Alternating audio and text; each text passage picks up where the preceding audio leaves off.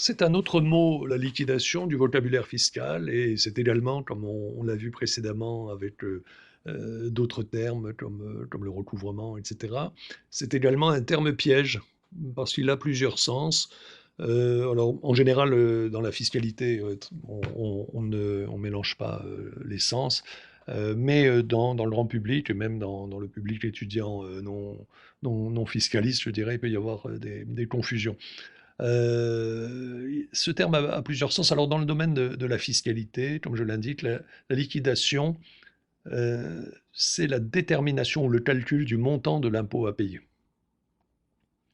Alors par parenthèse, on retrouve un sens, très proche, hein, dans d'autres domaines, par exemple les subventions, les aides, les remboursements divers, où la liquidation, c'est la détermination ou le calcul fait par un organisme financier d'une somme à payer. On va liquider par exemple une pension de retraite.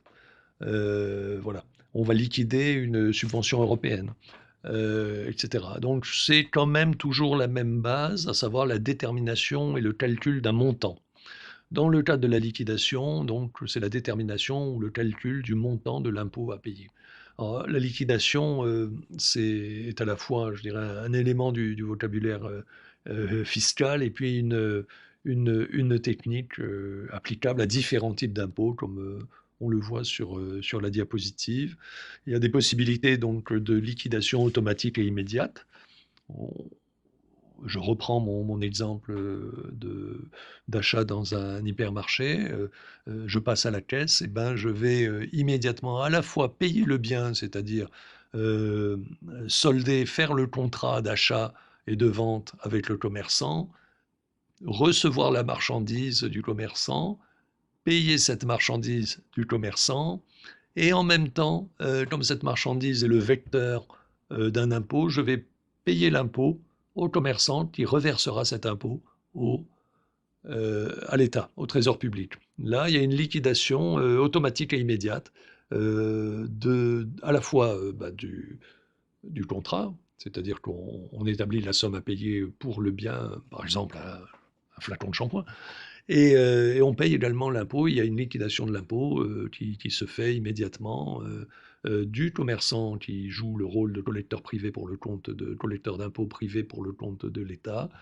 vers le client, qui devient donc contribuable, de l'impôt.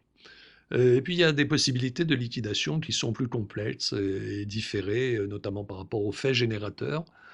Bon, il s'agit en particulier des impôts sur les revenus, des particuliers ou des entreprises, où là, on va passer par des phases, qui sont, un tout petit peu plus, compliquées et qui vont, être déterminées en préalable par une procédure qu'on appelle la déclaration, en particulier la déclaration de revenus. Donc l'entreprise, doit déclarer ses revenus, pour pouvoir payer l'impôt, ou préalablement au paiement de l'impôt, mais le particulier doit aussi déclarer ses revenus, avant de payer l'impôt. Donc il y a l'identification et on retombe sur toujours les termes habituels. Préalablement, il y a la déclaration qui permet d'identifier l'assiette de l'impôt, mais aussi les particularités qui vont faire que l'impôt sera comme ci ou comme ça. Par exemple, le nombre de parts, d'imposition pour les ménages qui va être déterminé par la situation de la famille et le nombre d'enfants, par exemple, et également, les revenus, bien sûr. Il va falloir, déterminer, sur quoi porte l'impôt et donc il va falloir, faire ça, tout ça avant la liquidation. Pour les droits de succession, c'est la même chose.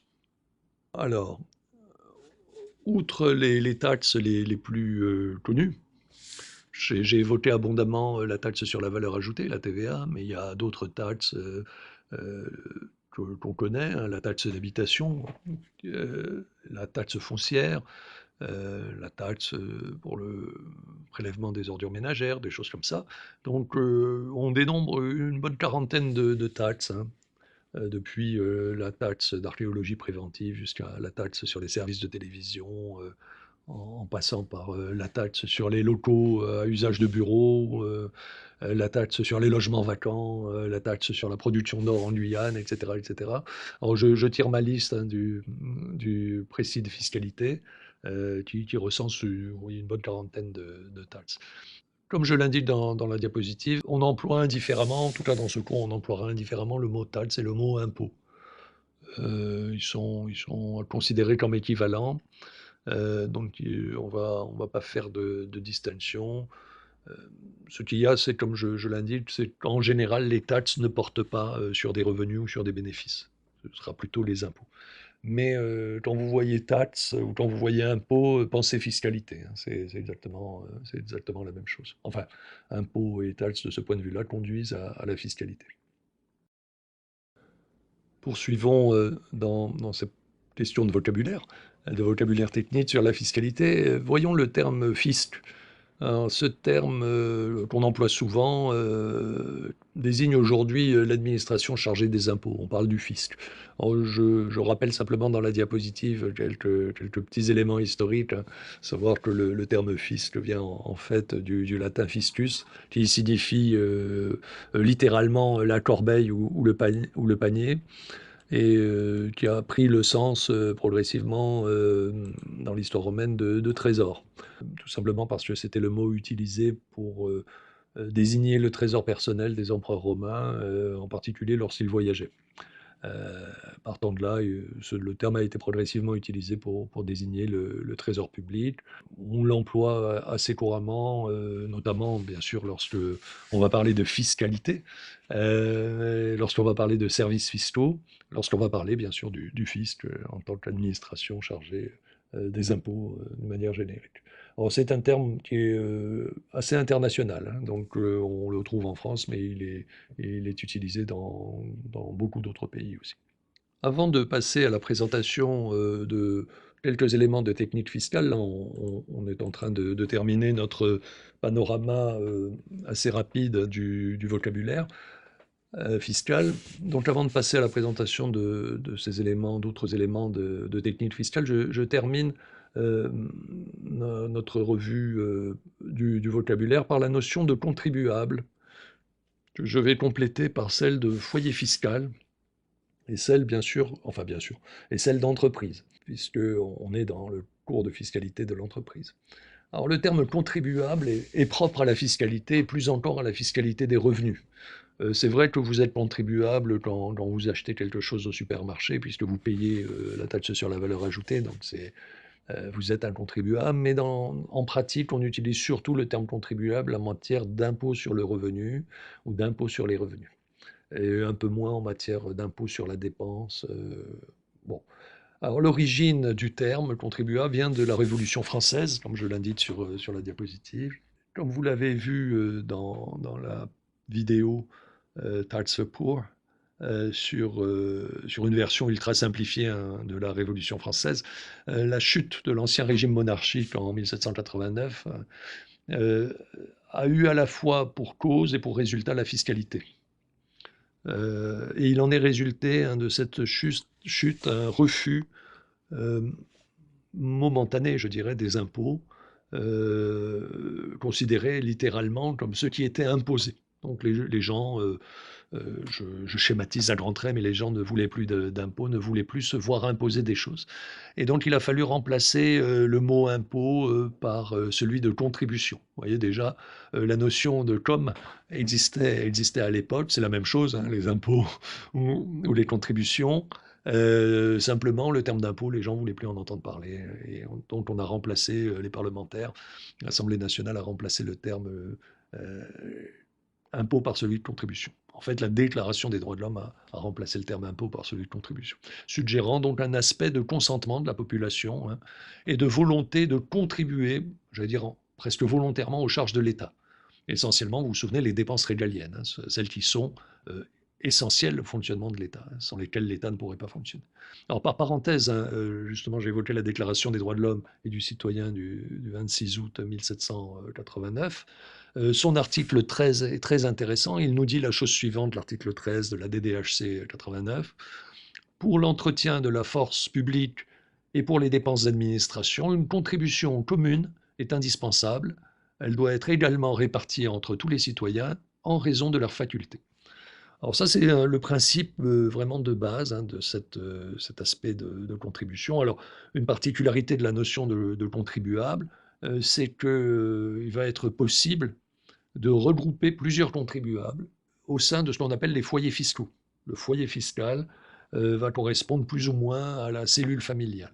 Donc on a, vous voyez, cette notion de contribuable, c'est la personne qui doit l'impôt et qui doit l'impôt plus particulièrement en matière d'impôt direct à Vétrol.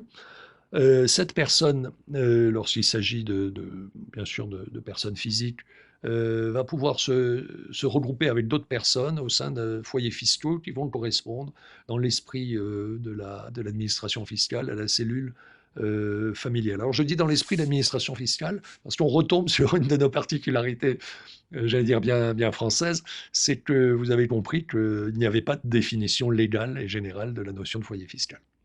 On va trouver en fait cette définition dans l'interprétation de la fiscalité faite par l'administration fiscale elle-même, hein, le bureau de la législation fiscale au ministère des Finances, qui va dire, ben voilà, on appelle foyer fiscal ça, ça, ça et ça. Donc on va retrouver ça dans des instructions qui vont prendre la forme de bulletins officiels des finances publiques et qu'on va retrouver également dans ce qu'on appelle le précis de fiscalité, qui n'a pas de caractère légal, hein. La seule légalité qui existe en matière d'impôt, ce sont les lois fiscales, les lois de finances qui modifient le code général des impôts et les décrets qui sont éventuellement pris par le gouvernement pour préciser un certain nombre de choses. Par exemple, j'évoquais les zones franches. Ben, il y a une loi qui indique ce que c'est une zone franche. Voilà, on a droit à ça, comme ci, comme ça, etc. Donc c'est dans le Code général des impôts. Et il y a un décret pris par le gouvernement en application de cette loi qui va dire, ben voilà, les zones franches, il y en a ici, il y en a là, il y en a là, il y en a là, et il va faire une liste des zones franches. Ok. Par exemple, on va dire Dillon, voilà, zone franche, tel ou tel endroit, zone franche, la cour Périnon, zone franche. Vous voyez, il y a tout un tas de petits aspects qui avaient été déterminés comme ça.